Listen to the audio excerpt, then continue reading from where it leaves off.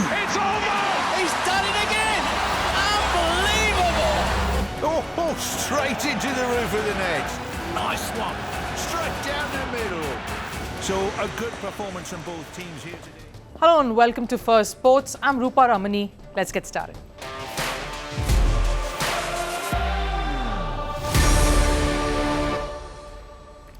Right on the show today, South Africa create history by reaching the final, beating Australia for the very first time at a World Cup. Can they do what no other senior South African side has done before? Who can make this happen for the Proteas? Over in other news in cricket, will Shakib Al Hasan, the Bangladesh former captain, get the glorious farewell that he so wishes for? Fresh protests outside the Bangladesh Cricket Board have stopped him from flying into the country. Will he undertake the risk?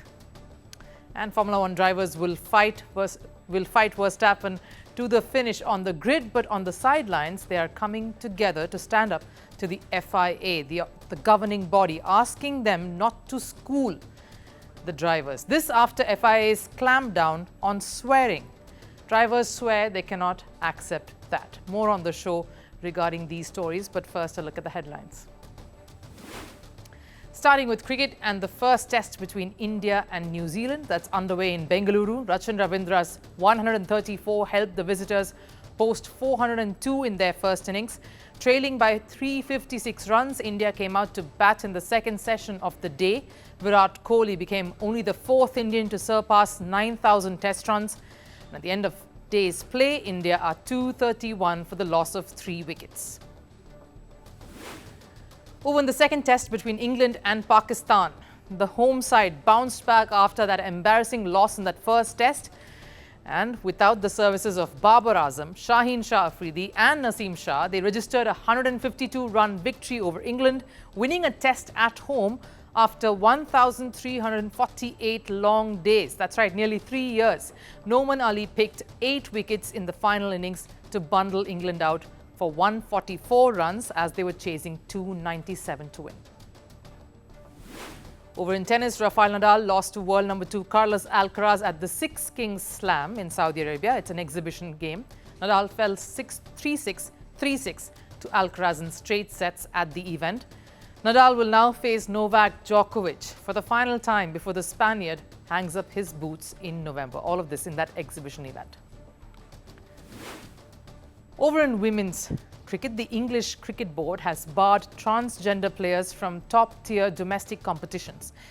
The rules will come into effect from 2025.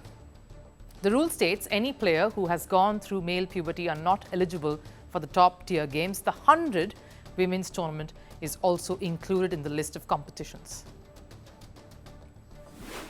Over in basketball, Los Angeles Lakers registered a 128-122 win over Phoenix Suns despite LeBron James' absence. Dalton Connect stole the show in the preseason showdown with a 35-point contribution. The shooting guard scored 20 consecutive points to hand Lakers a narrow win.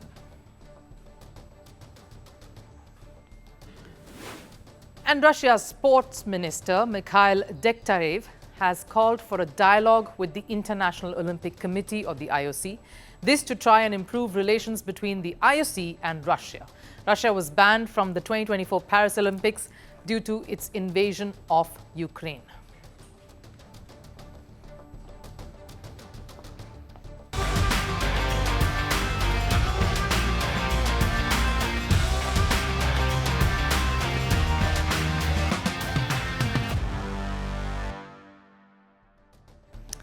This World Cup just keeps getting better. South Africa beat Australia for the first time in a World Cup to reach a final once again. They lost the World Cup final last year to Australia, so you can only imagine the nerves at the semi-final last night.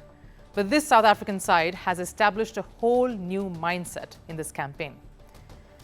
They have redefined what it means to be a true South African champion side.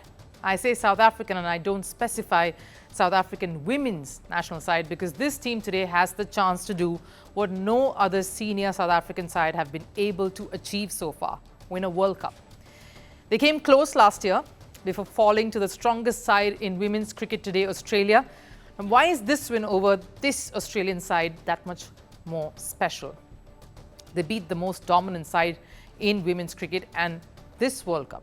Sure, they didn't have Meg Lannon anymore, and yes, Alice Healy got injured during the tournament, but this Talia McGrath-led Aussie side was just as mean and confident as any you could encounter.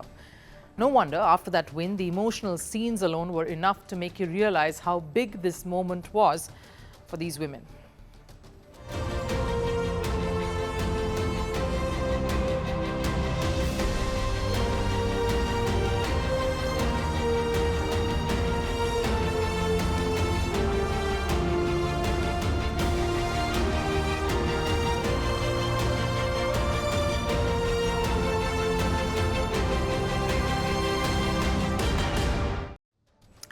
Let's first look at the semi-final battle. South Africa did what they always do best, strike in the power play. They stifled the Australian lineup at the start, not letting some of their best score as freely as they could. Marizanne Kapp, how can we talk of South Africa cricket and not mention her? Leading the charge with the ball and the bat through this entire campaign, a star all-rounder, but imagine South Africa getting across that finish line without having to use her services with the bat. That total of 130 plus was not going to be a very intimidating one to defend. But South Africa followed that act by staying solid in their response with the bat. Laura Woolward led the way, playing a captain's knock, but it was not just her. Giving the skipper company was a player South Africa continued to persist with despite so many failures, continued to back at the all-important number 3 slot despite only managing to score a little over 100 runs in this entire tournament. I'm including the knock last night. Annika Bosch could have been under a lot of pressure walking into bat in a final. You're chasing as well, and that can be so much more pressure because what this team is battling is not just their own stories and their struggles to get this far and their individual challenges, but they're fighting history of South Africa choking when it comes to knockouts, the narrative that their male counterparts set and had to bear. But trust Annika Bosch to not just stay the course but do better. She destroyed her opponents and guided her team with an unbeaten 74. That's the difference in this South African side, that mental strength to make every game count.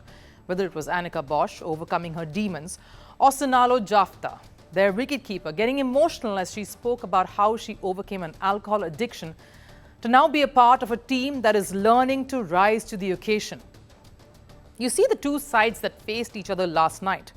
One, a well-oiled machine that knows how to win, made up of strong, successful and confident women, and the other team had women from different parts of a spectrum, whether it is pertaining to race or the socio-economic background, from the most humble beginnings, all coming together to try and do something special. Because winning a World Cup is not easy. Everyone wants it. So to get your hands on it, you have to be the best. Ask the entire country and their male cricketers in particular. No wonder the support just kept pouring in after that win.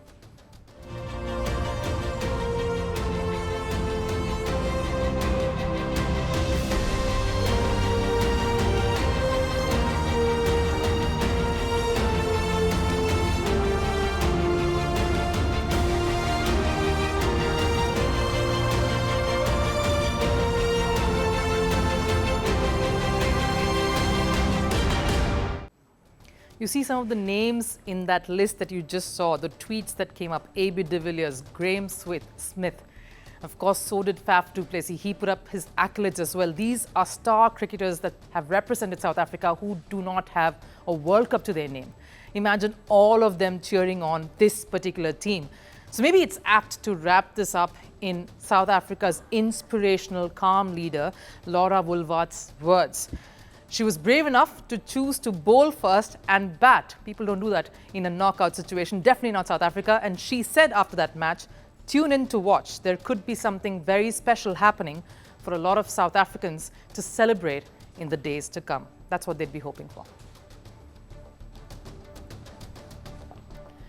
Grey clouds hover over one of Bangladesh's greatest, Shakib Al Hasan's farewell test, or at least what he hopes to be. Despite being named in Bangladesh's squad for that first test against South Africa at home, the rude news that many woke up to was that Shakib may not even feature in that match that is set to start on the 21st of October. This is no speculation, of course. Shakib himself issued a shocking statement with just a weekend left for that test to begin. I am not sure where I am going next, but it is almost sure that I am not going home. So what really happened? Why is Shakib not travelling to Bangladesh, especially when this is the moment he was waiting for? To understand where we are in terms of the developments, we have to go back in time a bit. Shakib announced his shock retirement following the unrest in Bangladesh some months ago. The former captain was named in a murder charge along with 147 others. This during the political unrest that led to the ouster of Prime Minister Sheikh Hasina. Shakib was a member of parliament representing Sheikh Hasina's party, the Awami League. But Shakib had one last wish. He said he wanted to play his last test and at home. And he knew for that to happen, he needed proper security, sanctioned and given by the Bangladesh Cricket Board and the government. It wouldn't have been possible otherwise. Given the backlash Shakib was receiving, the current government asked Shakib to first clear his political stance. So for the sake of his dream farewell, Shakib not only broke his silence on these protests, but also issued an apology for staying quiet all this while. So here's what followed. Once Shakib issued that statement, he was apparently given a green signal by both BCB, the Bangladesh Cricket Board, and the current regime. The stage was set for one of the greatest that Bangladesh has produced to present and be a part of one last showdown in Test cricket. When Shakib was named in that squad for the first test, it was certain that the cricketer would indeed get his dream farewell. But here's when things turned a little sour for the former captain. Despite Shakib reportedly been assured of a safe passage back home, students started protesting as soon as that squad was announced.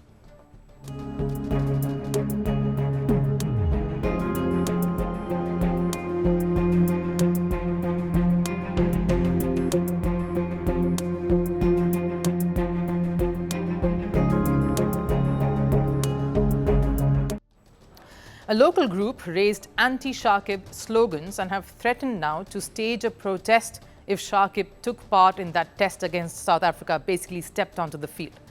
So following the situation, the Bangladeshi government, who reportedly gave assurance to Shakib of safety, asked him not to come back home.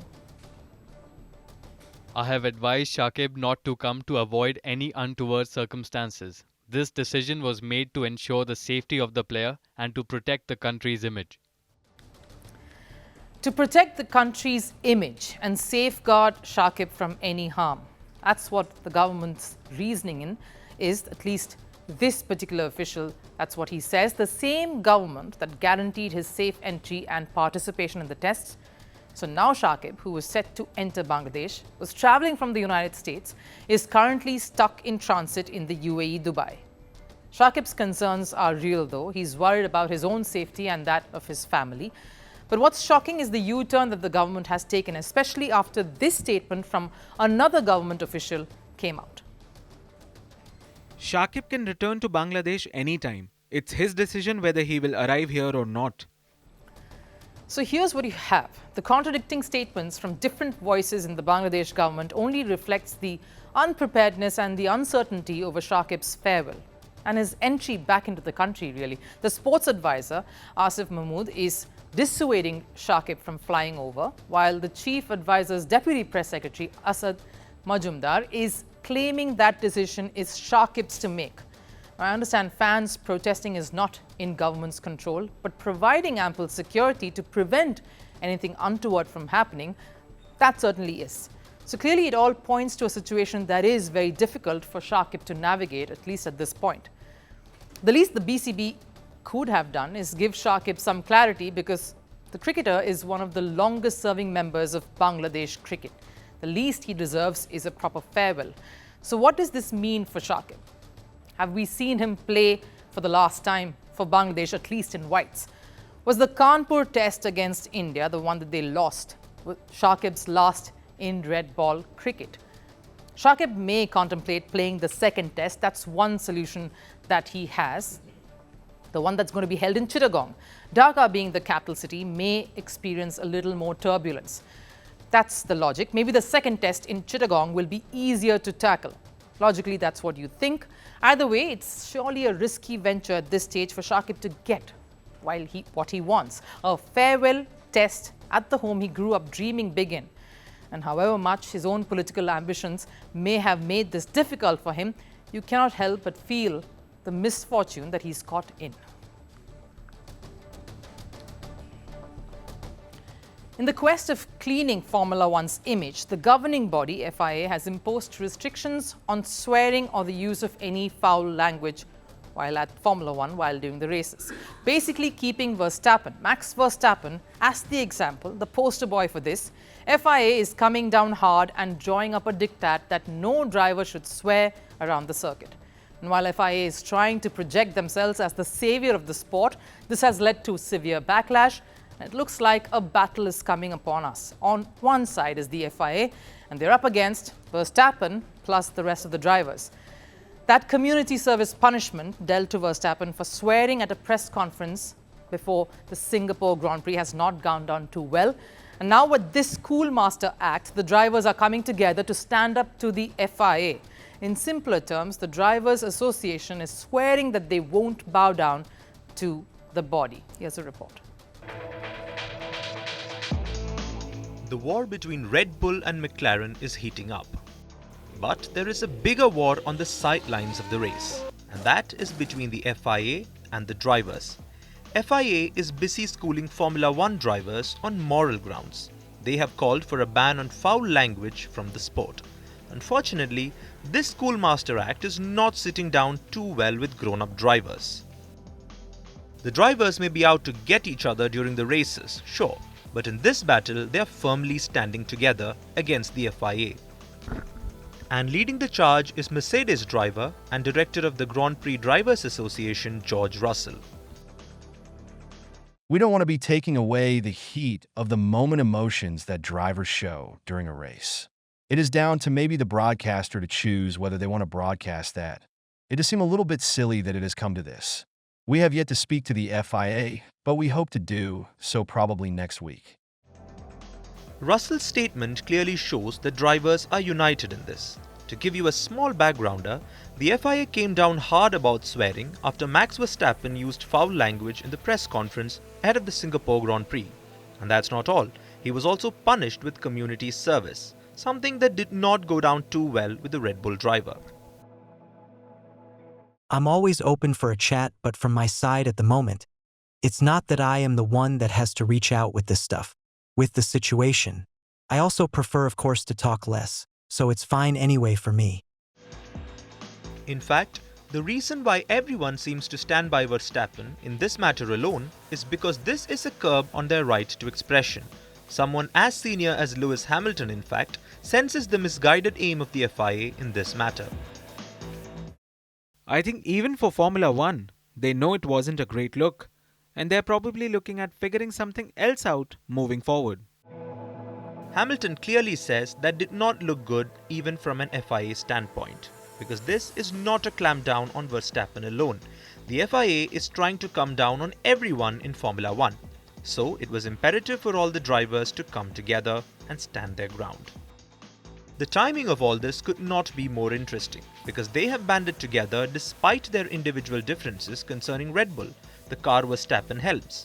Red Bull, in fact, is facing heat from rival teams for using a height adjustment device. The racing team is accused of having a competitive edge before the US Grand Prix in Texas.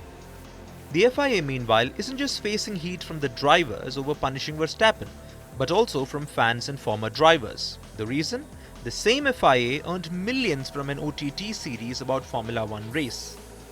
And in the series, it's safe to say the swearing part was not censored.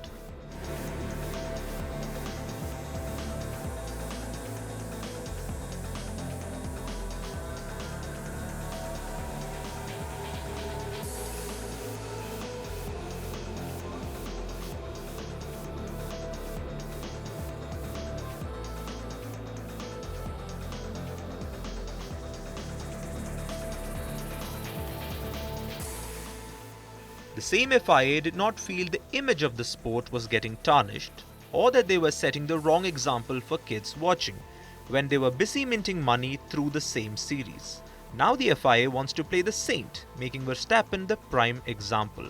And that is what none of the F1 drivers are ready to fall in line for. Time for last serve.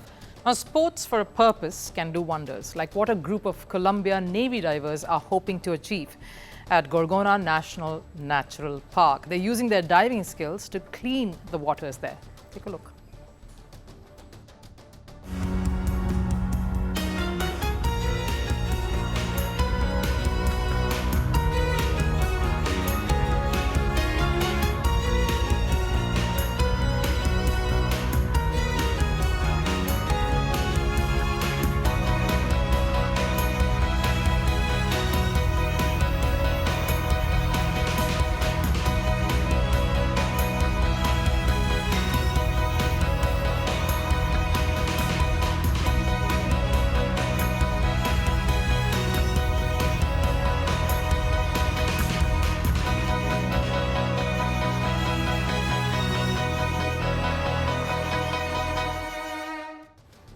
That wraps up First Sports here today. Have a very good weekend.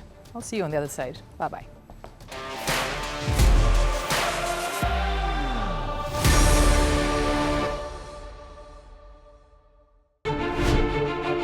Firstpost decodes the U.S. election, explains how America chooses its president. Your primer on the race to the White House. Everything you need to know about how America votes and its global implications. U.S. Election Explained. Every Monday and Thursday only on Firstpost.